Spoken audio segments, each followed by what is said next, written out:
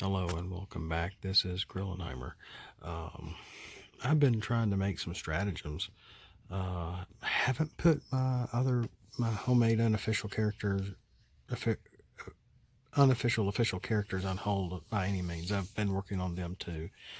In the meantime, yeah, my shadow's in the way. And this is just paper. And I put it in a thingy, but there's a few others I've just put an extra battle card in with the paper to make it feel more like a card. But yeah, you're gonna see I stole artwork and I put yellow stuff on here, but I don't know where that. I didn't mean to. I should have. Anyway, this one is for wave 3, wave 2, Trailbreaker. The only Trailbreaker we got. And for me, a stratagem should cost a star. So, and I had an Autobot stratagem that I kind of used as a template to you can see where I covered stuff up here, and I just would just print it. I covered up what the name was. I mean, if you decipher that, you could probably tell what it was, or even the number is right here, 17 out of 30 for wave 5. But and I found out I can do it on my phone pretty darn easy, cut and paste, because I can just go click, make a picture of anything on my phone, and then I would send it to my computer and print out. And I figured out how to make it the perfect size for a battle card sleeve. And I'm like, whoa, this is easy. So I started doing this for stratagems at least. And here's Trailbreakers. When Trailbreaker takes the last turn, he gets +2 to attacks and +3 to defense. So, and well, here he is. And it doesn't matter what mode he's in. It's just has to be Trailbreaker. And say you're 3 wide and you have one character, tap and attacks, and then tap and attacks, and then Trailbreaker's your last one, and then he gets to tap and attack. Well, this 4 is now 2. And when he's defending, if your opponent has a turn where they can attack back, then he would also have +3 to defense. Of course, it's not going to stop Pierce, but it could still help with defense for +5 on this side, and at least 3 defense on this side, and 7 attack on this side. So it is only 1 star, but you would have to use him in your last attack turn, and that would be for each phase. So that is Private Trailbreakers. Okay, I kind of spoiled this one a second ago, but this one is crimseek. And he would take, well, it's kind of folded over. It is one star. When crimseek is in play, or your stratagem, he can damage. Okay, I've redone this. I just haven't printed it out because it's so late at night and the printer's loud. That when he's in play for your stratagem, after you draw for turn, you damage any one character on the battlefield, and he can only damage each character once. So you can damage your own character or your opponent's character. And I think I changed this to 2 instead of just a damage of 2 for each character instead of damage 1 for each character. But if you're, is that a spider? Oh no, it's just an imperfection whoa, what's it doing that? In the this is just an old stick bite box. That's hard to say. Crimseek. And I changed it where he damages each character for 2, but you know, say these are just my cards here, but let's say he's in play, and you know, it's just for sake of example, I have 2 tall, the opponent has 2 tall. Well, I flip for turn. I can damage any character by 2. Well, I'll pick this one, so he has to go down by 2. Then I do my turn, attack, tap, and attack, and then the other player goes. Well, the other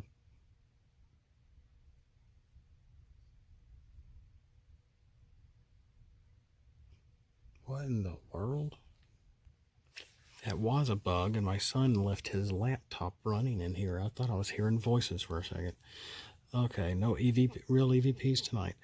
And so, like crimseek says, it would be not when your opponent flips for turn, but when I flip for turn. So you know, he would be out for as long until he finally hits each character in the battlefield by 2. Then flip him, and you can't use him again. So, and that is something you would have to keep up with, like with a marker for each character that he's already hit or something to that effect. And I did one for perceptor. I don't know if this would really work or not. I actually was testing it tonight, and it doesn't seem that great. Universal emulator, based on the old episode where he got stuck in this mode because a humanoid alien from another planet took out his Autobot emblem, and he was stuck in this mode. So, and he is 1 star. When Perceptor Precise Sniper fails to flip all the way to the untap phase, add 2 + 2 to attack in alt mode. So it means you're not flipping Perceptor back and forth to do the 2 pilers or 2 pile pick and all that to try to get him more, you know, stronger in that manner. Instead, you would try to, you know, not flip him. If you don't flip him, then he gets +2. And he has, I believe, an attack of 4 in this mode, if I remember correctly. No, 3. It's 3. That's right. It's an autumn out. So at the very end, if you don't flip him, all up until even up until the untap phase, if you never flip him, after you untap for your next turn, I put a marker and gave him +2 to attack. It helped him a little bit. Of course, he never flipped. He never got to do his, you know, 2 pile trick to try to get stronger that way. But it was okay. I don't know. It's just an idea. Again, it's just a 1-star stratagem with an alternate way to play Perceptor and still get him stronger past every single untap phase. I did have him with an attack of 7 before that game ended, though they did lose. This is Leaking Lubricants for Ironhide, and it's actually kind of like for the veteran Autobot. It's the 6-star Ironhide that came in the starter pack that is not very strong. I like that Ironhide the best, not just because he's a vanilla card. There's nothing on either side of him, so I was trying to make him a little stronger, but I didn't really give him any. Well, I did sort of give him a little bit of ability here. Your Ironhide veteran Autobot has these stats in bot mode: attack of 5, defense of 3, and his health goes up by 2 for both sides, up for health of 9, because he only has a health of 7, which makes him a 7-star character instead of a 6-star character.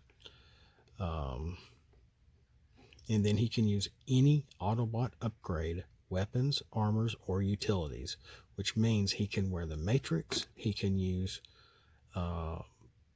Optimus Prime's weapons, etc. Does it make him a leader? No. But he's able to use any Autobot weapons, upgrades, utilities. They don't get to stack or anything crazy like that. That's one particular Optimus. That's right. But it gives him a little more playroom. So this is leaking lubricants for 6-star Ironhide. And I was actually testing this with Perceptor at the same time. And I had them with a 7-star Battlemaster, which may have been not the best thing to do. Probably should have had a stronger character with them, and they might have done a little better. I did have them go up against the Mega Caliburst group that I have with Captain Impactor, and that team won the 2 games. I tested this with Perceptor, Ironhide, and a Battlemaster. It wasn't Aimless, it was a Lionizer. I think it was Lionizer. Bold 4. That's right, it was Lionizer. And I was testing them tonight at the game store. So, I mean, they didn't do great, but again, they probably could have had a better third character with them. And I forgot what head. Oh, it was the head that has +1 to defense for Perceptor, because the way the star counts went, including this. And then you can see this was the first one I tried printing out. It's not very well cut, and it looks a little lighter in color than this one. So story on that, I may not go there. And this is Matrix Scourged, which there was an old episode in season 3 where the Decepticons got the Matrix.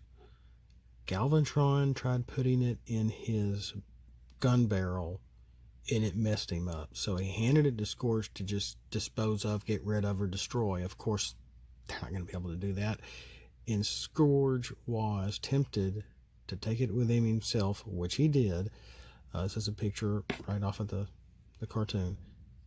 What in the world? And that was the idea for this stratagem. And it is neither an Autobot nor a Decepticon card. So I guess I could play it with any character that does not a leader nor has the leader trait. And the deal here is with this one is that you have to pre-pick a character at the start of the game. Only one character on your team pre-picked can use this card that is not a leader nor has the leader trait. That character throughout the game reflects all damage, direct or pierce, and takes only 1 damage when they are tapped. So when they are untapped, your opponent is going to try to go after that character when they are after the untap phase. If they have the upper hand and they attack, they can attack after you're both untapped. If you notice something, what did I not say? It does not reflect indirect damage.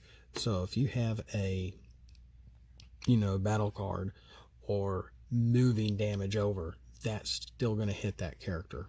Say like what's the SRT that I got?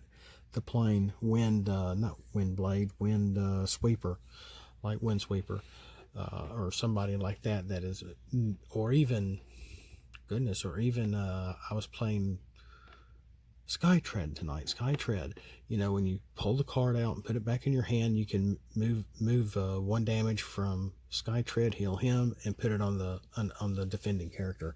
So if this is the defending character, you can get slowly knock him down. So it's just going to take a little longer to do.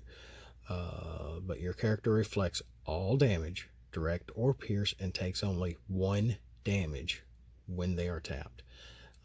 This might be pretty strong. Maybe I should have made this 2 stars, but it is only a 1 star. But it's only for, like I said, this would not work on a Prime or a Megatron or any leader cards or the leaders of the combiner teams per se, etc., etc. You would have to only be able to use it on a smaller character. So hopefully they would be a character with less health normally. Maybe not always, but that's the idea for this card. Now, I've got some other cards I'm going to put up here digitally. Okay, now I have about 4 other cards that I've made also. One is True Deception, which is a Decepticon only card. If any character or battle card that asks you to reveal a card or cards from your hand or deck, don't. So when the game asks you to reveal a card, you don't do it. You see it for yourself, but your opponent does not. Ever since they have put that in the game, I've always wished you couldn't do it. As mainly a solo player of this game, I can't do much about that. But when it comes to actual gameplay, a stratagem like this would be very interesting, to where because I've noticed how they have look at the top card of your deck, or draw the top card of your deck, or reveal the top card of your deck, etc. The verbs, verbs or action verbs to what the game asks you to do are very specific. And when they ask you to reveal, well, you're showing it to your opponent also. And so I thought a stratagem like this would really help with your opponent not knowing what it really was, that you can see and they cannot. So you will know what card is coming up, whether you are, well, plan one is a bad example, but for when you're about to defend or about to attack, and you've flipped a character, or you have old Shockwave in play in both characters, you're able to reveal your card. I can't remember the verbiage. I think it's revealed, but etc., etc. I think this would be really interesting and add more strategy to the game than we already have. Up next is another Decepticon card, mainly for Megatrons. And if you see this, it is the actor and the picture used from IMDB, the man from U.N.C.L.E, U.N.C.L.E. It is the show that inspired the original Megatron toy. He was not supposed to be a bad guy. He was actually supposed to be a hero instead. Well, next time Prime, your 10-star or less Megatron, and we only have 3, when KO'd, can act as a weapon upgrade for another character, adding +3 to attack. Now, I might add Pierce to that also, like the Megatron's cannon from Wave 1, where it adds +3 attack and Pierce. I don't know. I may just leave it as is. But these stratagems have been just so easy and fun to make. I'm not selling them. I'm just sort of doing them. I do have a Discord account, and been sharing some of this stuff with Jamie with Powered by Primus. He's a more, what's the word? Real guru behind the playing of the game and the strategy than I am. I admit over and over, I don't get to play this game as often as y'all do, especially with other people and other opponent, etc., etc. And we've all wanted Prime to be a weapon. Of course, he would be tank, and it would be a large card like this underneath a large card like this as a weapon, in tank form. But he would be able to be played like a battle master, like a 10-star battle master when he's KO'd. And it is, I believe I just made this a 1-star, or did I make it is this a 2-star? I don't have the picture in front of me, but it'll be here so you can see it. Let's move on. I'm running out of time. The next one up is an Autobot only card, Source of Wisdom. In Season 3, Optimus, when the Quintesson actually brought him back to life for the third and last time, they were all being affected by the hate plague, and Prime sort of went into a coma, went deep into the Matrix, and talked to the very first Autobot essence or whatever, and it was the Source of Wisdom. This is what it looked like in the old show from Season 3 near the very end. When one of your Autobots is flipped in the KO for turn, gives each Autobot on your team in the battlefield bold 3 to attack. So if there's only, you only might be, 2 wide, 3 wide, 4 wide, whatever. And I did not specify leader or anything like that. It just has to be an Autobot. And they do have to be in the KO. And you do have to flip for turn in the KO. And this stratagem would allow your other Autobots to have bold 3. Of course, if it's only 1 attack for turn, and it's not like where you have more characters than your opponent, then you might be able to get one or two attacks before you all untap. This would be really strategic for something like that. Or even if it's just one character left in the battlefield, and you have this, and you're able to flip someone in your KO. This, bold 3 is still good. If you're deep into the game, a character's already been KO'd, you might have an upgrade with bold, an action card for bold, and then you have Source of Wisdom as a stratagem, and you flip a character in your KO for bold 3. That's a lot of bold. So if you're orange and black heavy, you're gonna wipe somebody out. Or even with white pip cards also, that's gonna, it's just one big domino effect. And it just seems like this would be really cool. Just a really cool idea. If you're not able to pull it off with multiple characters per phase or per turn or whatever. Okay, one last card, and I'm still working on a few others. Electrum. You knew it was coming, and I took this from that one episode, right off my phone, and in any faction, I don't really specify, so any faction can use this card. Any team, any mercenary, Autobot, Defensor, Decepticon, or Quintesson, because I've made a few Quintesson characters, and I'm not done yet.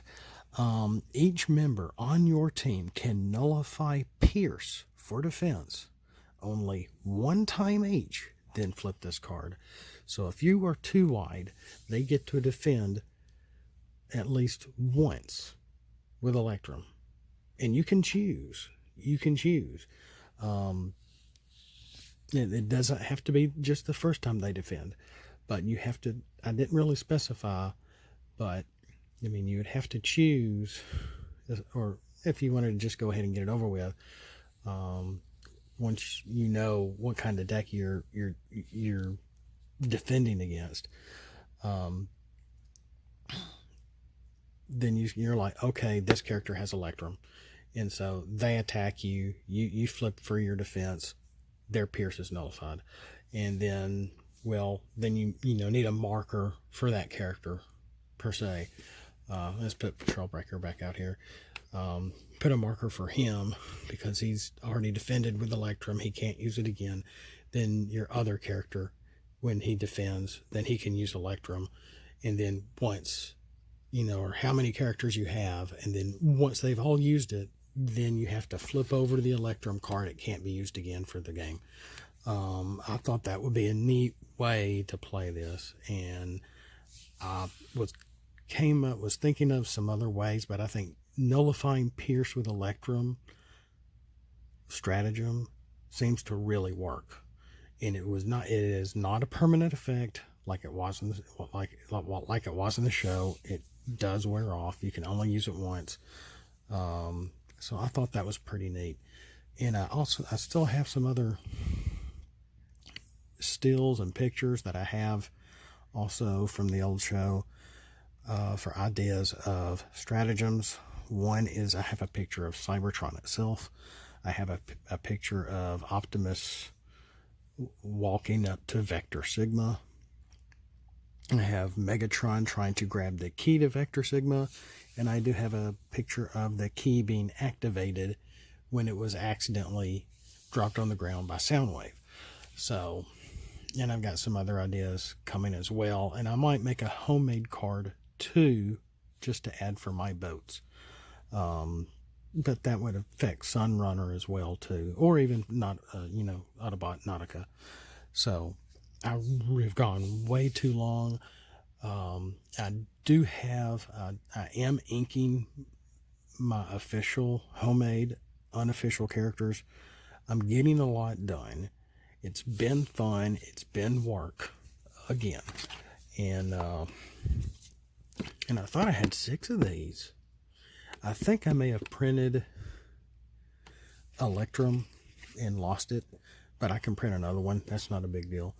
But, and it's actually the picture of the show with Ironhide pointing at Teletran 1 with the word Electrum just printed out. It's on Teletran 1 is pretty funny looking. So, more to come.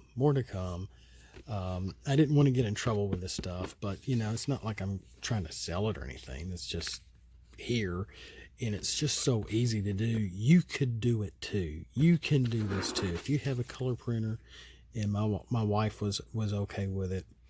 In the very first episode, Private Trailbreaker said, "I'm not built for speed." So that's where the idea came from for this card. Thanks for watching. We'll see you next time. Have a blessed night. And as always, flip out and let's roll for it.